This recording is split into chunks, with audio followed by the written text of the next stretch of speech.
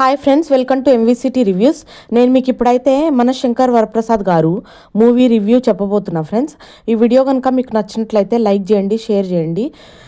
ఇంకా మరెన్నో ఇలాంటి వీడియోస్ కోసం మా ఛానల్ని సబ్స్క్రైబ్ చేసుకోండి ఫ్రెండ్స్.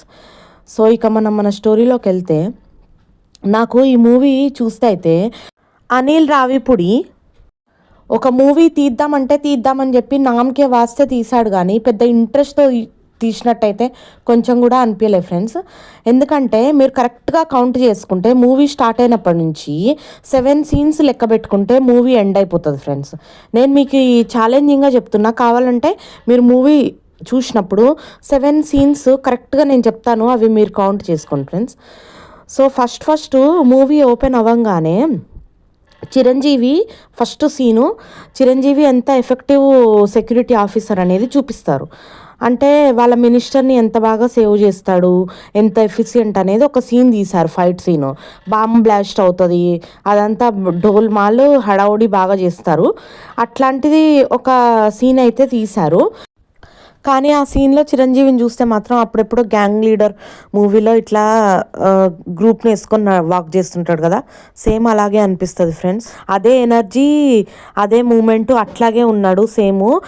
కానీ యాక్టింగ్లో మాత్రం చాలా ఎఫర్ట్ పెట్టాడు. ప్రతి సీన్లో చిరంజీవి ఈచ్ అండ్ ఎవ్రీ సీన్లో మీకు కనిపిస్తాడు స్క్రీన్లో ఈ మూవీలో. మళ్ళీ ఇంట్లో చూస్తే ఈ సీన్ అంతా రివర్స్ అయిపోతుంది. చిరంజీవి ఇల్లు తూడ్చుకుంటూ, వంట చేసుకుంటూ, బట్టలు ఆరేసుకుంటూ ఉంటాడు. ఇంకా మళ్ళీ విడాకులైన హస్బెండ్ ఇంతకంటే ఎక్కువ ఏం చేస్తాడని చెప్పి సీరియల్ జోకులు కూడా వస్తుంటాయి.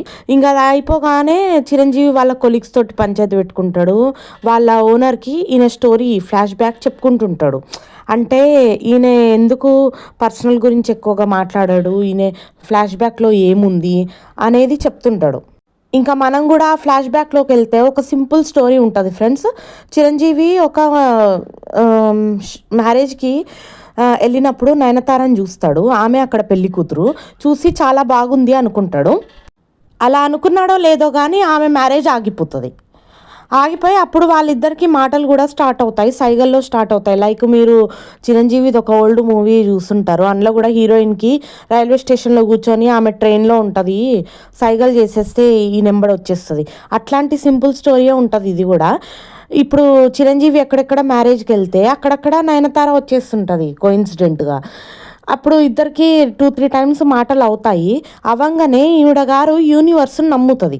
అంటే వీళ్ళు కలిసిన ప్రతిసారి సుందరి అనే సాంగ్ వస్తుంటుంది.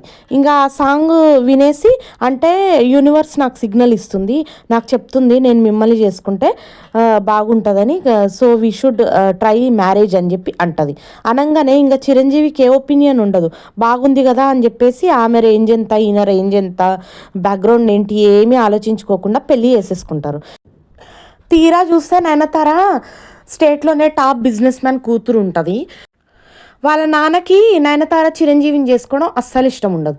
కాబట్టి వీళ్ళిద్దరు స్టోరీకి ఆయనే మెయిన్ విలన్ అయిపోయి చిరంజీవిని ఇల్లరికం అల్లుడిలాగా పెట్టేసుకొని ఆల్మోస్ట్ అన్ని పనులు చేయించేసుకుంటుంటాడు. మళ్ళీ కూతుర్ని కూడా బిజినెస్ ట్రిప్స్ అటు ఇటు అని పంపించేసి ఇద్దరికి గ్యాప్ క్రియేట్ చేస్తాడు. సో ఈ గ్యాప్ వల్ల హీరోకి హీరోయిన్కి ఈగో క్లాషెస్, గొడవలు స్టార్ట్ అవుతాయి. ఈ క్లాషెస్లో చిరంజీవి వచ్చేసి వాళ్ళ మామను ఒక 2 సార్లు, భార్యను ఒకసారి సో ఆయన అట్లా చేసుకోగానే వాళ్ళ వైఫ్ ఇమీడియట్గా డైవర్స్ నోటీస్ పంపగానే ఎక్కువ తక్కువ ఆలోచించుకోకుండా వాళ్ళకి ఎంత ఉంటే నాకెంత ఉండాలి అని చెప్పి టపీమని దాని మీద సైన్ చేసేస్తాడు. సో అట్లా 3 నాళ్ళ ముచ్చటలాగా పెళ్ళి అయింది కాస్త తొందరగా ఎండ్ అయిపోతుంది. ఇంక ఇందులో దారుణం ఏంటంటే, ఈవెన్ పిల్లలకు కూడా మీ ఫాదర్ చాలా బిగ్ విలను, మంచోడు కాదు అని చెప్పి వాళ్ళని కూడా బాగా పాయిజనస్గా తయారు చేస్తుంది నయనతార. సో ఈ స్టోరీ అంతా వినేసి మన వాళ్ళ బాస్ వచ్చేసి, నీకో 1 వీక్ లీవ్ ఇస్తున్నా, నువ్వు వెళ్ళి మీ పిల్లల్ని కలువు అంటాడు. అనగానే చిరంజీవి వెళ్ళిపోయి 3rd సీన్లో వాళ్ళ పిల్లల్ని టపీమని ఇంప్రెస్ చేసేస్తాడు. ఎలా అంటే వాళ్ళ పాపకు కుక్క చాలా ఇష్టం ఉంటుంది, ఆ కుక్కని తెచ్చి ఇచ్చేస్తాడు. వాళ్ళ ప్రాజెక్టు ఖరాబ్ అయిపోతుంది ఈయన వల్ల, దాన్ని రీమేక్ చేస్తాడు. ఇంకా ఫైనల్గా ఆ పాపని ఒకతను కొట్టాడని చెప్పేసి వాళ్ళ ఇంటికి వెళ్ళి కొట్టేస్తాడు. కథం ఇంకా పిల్లలు ఇంప్రెస్ అయిపోయి పీటీ సార్ అని చెప్పేసి ఫాదర్ అని తెలియకముందే చాలా క్లోజ్ అయిపోతారు. ఆ తర్వాత వాళ్ళ మామ మీద అటాక్ అయితే అది అడ్వాంటేజ్ తీసేసుకొని ఈయనే సెక్యూరిటీ ఆఫీసర్గా వాళ్ళ ఇంటికి వెళ్తాడు. ఇంకా అక్కడి నుంచి కొన్ని కొన్ని సీన్స్ ఎట్లా అంటే రివెంజ్ పెట్టుకొని వీళ్ళిద్దరిని విడదీసింది మామే కాబట్టి ఆ మామను బాగా టార్చర్ చేయడము. మళ్ళీ నయనతార ఫ్రెండ్స్తో పార్టీకి వెళ్తే అక్కడ కూడా వెళ్ళి డిస్టర్బ్ చేసేసి వాళ్ళకు కూడా బ్రెయిన్ వాష్ చేయడము. మళ్ళీ చిరంజీవి మదర్ వచ్చి నయనతారకు బ్రెయిన్ వాష్ చేయడము. ఇలాంటి సీన్స్ ఉంటాయి ఫ్రెండ్స్. మొత్తానికి అన్ని రిలేషన్షిప్ మీద జోకులు, బ్రెయిన్ వాష్లు, క్లాస్ వీకడాలు, ఇవే సీన్స్ రిపీట్ అవుతుంటాయి ఫ్రెండ్స్. సో ఇవన్నిటి మధ్య చిరంజీవి మామ ఫైనల్గా ఏం డిసైడ్ అవుతాడంటే, చిరంజీవి పిల్లలకు బాగా క్లోజ్ అయిపోతే ఆటోమేటిక్గా వాళ్ళ మదర్ కూడా కాంప్రమైజ్ అయిపోయి భార్యాభర్తలు ఇద్దరు కలిసేస్తారు అని చెప్పి ఇంకా వెంకటేష్ని ఎంటర్ చేసేస్తాడు సీన్లోకి. అంటే నయనతారకు సెకండ్ మ్యారేజ్ చేయడానికి పెళ్లి కొడుకుగా వెంకటేష్ వస్తాడు. అప్పటి నుంచి చాలా ఫన్నీ సీన్స్ ఉన్నాయి ఫ్రెండ్స్. చాలా ఎంటర్టైనింగ్ ఉంది. చిరంజీవికి వెంకటేష్కి మధ్య 2-3 సీన్స్ చాలా ఎంటర్టైన్గా, వెంకటేష్ అయితే చాలా బాగా యాక్ట్ చేశారని అనిపించింది. ఫైనల్గా అయితే వెంకటేష్ చిరంజీవిని మీరే నా గాడ్ ఫాదరు, మీరే నా కాలేజ్లో సీనియరు, కాబట్టి నేను మీ వేకి అడ్డు రాను అని చెప్పేసి డ్రాప్ అయిపోతాడు. నయనతారని మ్యారేజ్ చేసుకోకుండా రిటర్న్ వెళ్ళిపోతాడు. ఈ మూవీలో నయనతార ఫ్రెండ్ రోల్లో మన నందూస్ వాళ్ళ అక్క కూడా గెస్ట్ రోల్లో ఎంట్రీ ఇచ్చింది ఫ్రెండ్స్. ఈ మూవీలో 5 minutes చాలా ఎంటర్టైన్ చేసింది. సో ఇదే ఫ్రెండ్స్, ఇంతే మూవీ. ఇంకా నెక్స్ట్ చూస్తే క్లైమాక్స్. నయనతార ఒక క్రిమినల్ని పోలీసులకు పట్టిస్తుంది. అప్పుడు వాళ్ళ అన్న నయనతార పైన పగబట్టుకొని చంపడానికి ట్రై చేస్తుంటాడు. ఇంకా వాళ్ళ ఇంట్లోకి ఎంటర్ అయిపోయి గన్స్తో షూట్ చేయడానికి ట్రై చేస్తుంటే అప్పుడు హీరో వచ్చేసేసి వాళ్ళనందరినీ షూట్ చేసి వీళ్ళని కాపాడుతాడు. కథం tata, bye bye, good bye, క్లోజింగ్గా మూవీ ఫినిష్ అయిపోయింది.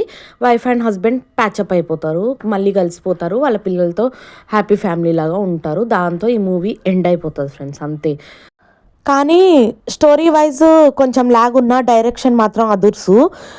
మూవీ మొత్తము ఎవ్రీ సీన్ కూడా సూపర్ క్లారిటీ తోటి చాలా ఉంటుంది. మీరు వేరే సినిమాలు చూసి కంపేర్ చేసుకుంటే ఈ మూవీ ఎంత బాగుందో మీకు తెలుస్తుంది ఫ్రెండ్స్. ఎంతైనా చిరంజీవి హీరో అన్నప్పుడు ఆ మాత్రం ప్రొడక్షన్ క్వాలిటీ ఉంటుంది ఫ్రెండ్స్. ఇంకా ఈ మూవీ బాక్స్ ఆఫీస్ని కొల్లగొట్టింది. 60 crores కలెక్ట్ చేశారు, 80 crores కలెక్ట్ చేశారని చెప్పి చాలామంది యూట్యూబ్లో వీడియోస్ అయితే పెడుతున్నారు. కానీ అదైతే రియల్ అని అయితే నాకు అనిపించట్లేదు ఫ్రెండ్స్. ఓన్లీ మార్కెటింగ్ స్టంట్ అయ్యి ఉంటుంది, లేకపోతే చిరంజీవి మీద క్రేజ్తో వెళ్ళే వాళ్ళు ఫ్యాన్స్ ఉంటే ఉంటారు. అంతేగాని అంత కలెక్షన్స్ వచ్చేంత సీన్ అయితే లేదనిపిస్తుంది ఈ మూవీకి ఫ్రెండ్స్.